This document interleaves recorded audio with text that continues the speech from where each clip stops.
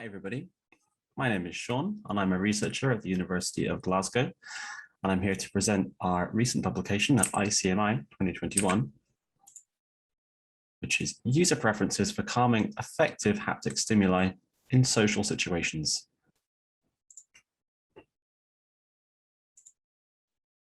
So in this work, we are presenting a user-first approach to designing calming haptic stimuli, and we're doing this by directly eliciting user preferences from target users, and we also did this with a variance of social scenario. So philosophically, we wanted to set ourselves apart from much prior affective haptics research, which has presented users with a selection of stimuli and recorded their emotional responses. This can be quite a slow way to build up the design space of what users may or may not enjoy. And it also just doesn't really get to the understanding of what the users might want and why. So we decided to take the opposite approach and first elicit those preferences from users to better inform future affective haptic development. So in a survey with 81 participants, we asked them to envision themselves in 4 social scenarios, which we varied in scenario by how private they were and how socially close they were to the person in that scenario. And then for each scenario, they suggested a haptic or auditory stimuli they would find calming. And we used qualitative analysis to create a schema of stimuli derived from calming real-world experiences, so we can help to understand what kind of experiences people wanted to emulate or be reminded of when they wanted to be calmed in a social scenario. The reason why we chose both haptic and audio stimuli is because we can derive haptic stimuli from audible stimuli. It's been done in a couple of previous works, and it also just allows a better selection of suggestions from participants, which helps to better inform the overall experiences they were looking to find comforting. So briefly go over some related work before we get into the meat of the study. So affective haptics is a somewhat new, but getting quite fleshed out now field of research. And there's many different ways to implement affective haptic sensations. So simple actuators like vibrating vibrotactile or thermotactile actuators that increase or decrease in temperature have been tried and emotional responses measured. And there's also been work to simulate more real world or complicated experiences with haptic stimuli. For example, arrays of tactors along the arm, for example, can create a pleasant stroking sensation like so. And social robots have been used to emulate or simulate pet interaction. You can see on the top right here, Power the Seal, which has been used as a calming intervention in care homes. And there has also been vibrotactile stimuli designed to be emotionally resonant of real-world sensations that has had some mixed to promising results. So haptics have also been integrated into social contexts before, both in ways that are discrete and also not. So things like wearables, for example, Azevedo's Doppel, the calming heartbeat watch, and things like this can be worn without attracting any attention or stigma and can provide a calming, subtle sensation in vivo in social interactions. But also there are overt ways to use them, such as social catalysts, for example, with the social robots, which can be used almost as a point of social discussion between people. And finally, affective haptics can be used as an emotional regulation tool, helping people to feel calmer during stress and anxiety. This has been shown to be effective with heartbeat-like stimuli before. Other affective haptic feedback has also been found to be calming in prior studies.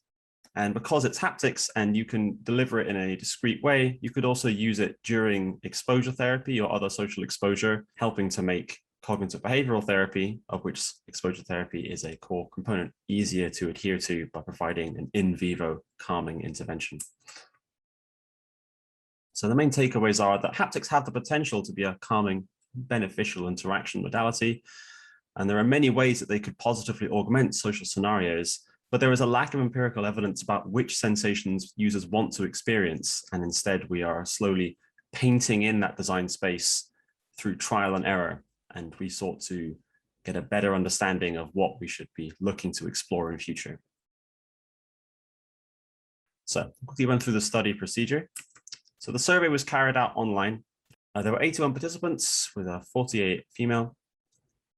They were asked to envision themselves in these four social scenarios. So we have the private and intimate home scenario, a one-to-one discussion with a partner in your home.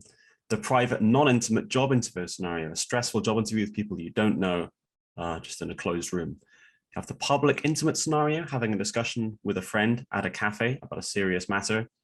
And the public but non-intimate scenario, sitting in a bar with unfamiliar people who you don't know very well. And we basically chose these to see if there was any factor that either the settings themselves or the kinds of settings in terms of how private and how intimate they were affected the stimuli people wanted to experience. So for each scenario, they suggested a tactile or auditory sensation.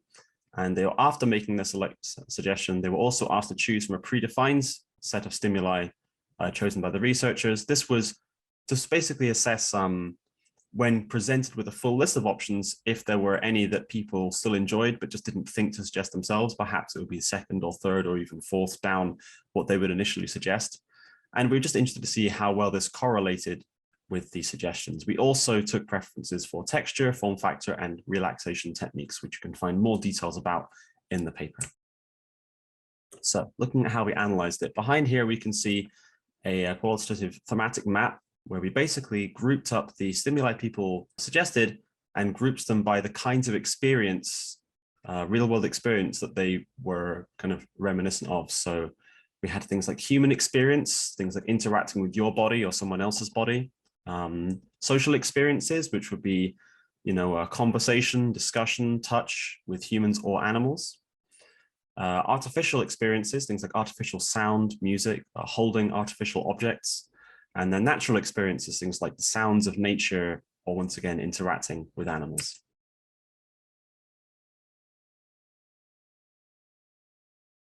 There was a fair bit of variance in social scenario on what was most prevalent. In the job interview scenario, natural sounds were by far the most prevalent compared to the other scenarios, which we'll see later.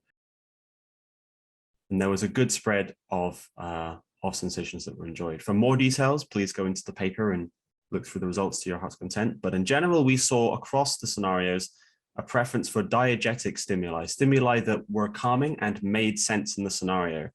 And partly, I think that we saw an increase in natural sensations suggested for this, because there is no obvious calming sensation in a job interview, or at least there's a lack of them. And so people may have gone for more generically calming sensations that they could think of.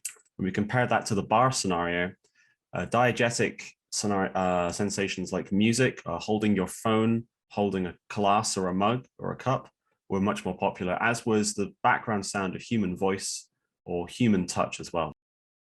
If you look at the cafe scenario, similar to the bar scenario, but music is much less important because it's a less important part of a cafe setting, and instead holding a warm mug, that very kind of classic sensation of something calming in a cafe was there. And also a slightly higher emphasis on human touch and human voice, perhaps because of this is an intimate one-to-one scenario, and you're more likely to be sharing touch with your conversation partner. And then finally, in the home scenario, we once again see an extremely high prevalence for human touch, and this is specified to be with your partner. So people, when given that opportunity to be in a private space and intimate, really wanted that human touch interaction to be calming. But we also saw other things like the sounds of home, like machine noises, some music perhaps. And once again, animal touch was also somewhat popular, perhaps because of homebound pets. But in these three scenarios that were not the job interview, natural stimuli were much less suggested, perhaps once again, because there are sensations people already associate positively with these scenarios. And then when we discussed, when we look at the predefined stimuli preferences, we see that many of the sensations that were popular with suggestion were also popular here, but there was a much higher representation of natural experiences. Once again, perhaps they did not come to mind when someone envisions themselves role plays in a social scenario. They're more likely to think of positive sensations they already remember from that scenario. But when given the option to choose between a wider selection, people were more likely to choose rain or crashing waves. And we did also find that, just like in our suggestions, we found a statistical significant evidence that natural experiences were more often chosen in the job interview scenario, once again, perhaps because of a lack of diegetic alternatives. So looking at discussion, we found a strong bias towards diegetically appropriate sensations for scenario suggestions, least influential in the interview.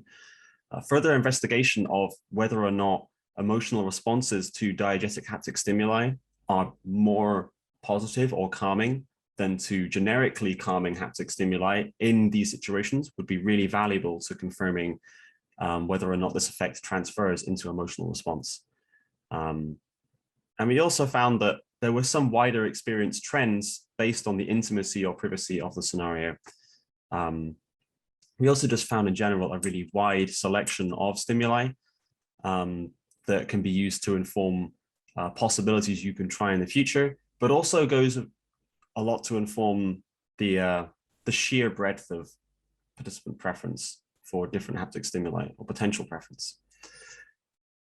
Looking at what we could take from this information, the paper then provided a large cross-referencing section where it cross-references the sensations that we highlighted with haptic implementations you can use now to test and see how effective they are, including some examples of them being tested and being found effective or not in the past. Human touch can be simulated with tactile arrays that simulate stroking. Natural experiences can be simulated with emotionally resonant vibrotactile stimuli and a couple of prior works. And rhythmic sensations like music or a heartbeat could be emulated with rhythmic vibrotactile stimuli as well. So, in conclusion, we presented a novel investigation of user preference into affective haptic sensations. We can present now some empirical justification for the sensations designers should seek to emulate and recommendations for which technologies they can use when testing this wider selection of stimuli in future. And most importantly, it just goes to highlight how important individual preference is to effective haptic stimuli choice, and that the more choice we could give participants in future, the more likely we are to find calming sensations that work for everybody. And that is it. Thank you so much for listening to this talk today. Maybe I'll have seen some of you in the poster session at ICMI 2021. And if you have any questions or any would like to follow up on the paper, then please search the name on the ACM Digital Library or Google Scholar, and you can email us at these addresses here. Thank you very much, and goodbye.